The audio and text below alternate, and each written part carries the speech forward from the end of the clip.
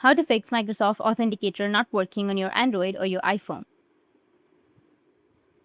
If you want to fix Microsoft Authenticator not working on your Android or your iPhone, then first what you need to do is restart the application completely.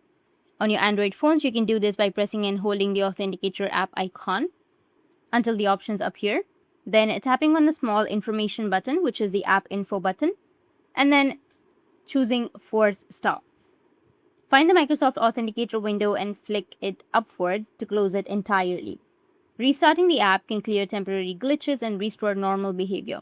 Another common cause of issue is notification permissions. Since the app relies on push notifications, disabling them might be mistaken as blocked sign-in request. To re-enable on Android, long press the icon, go with the app info section, then go with the notifications and turn on your notifications.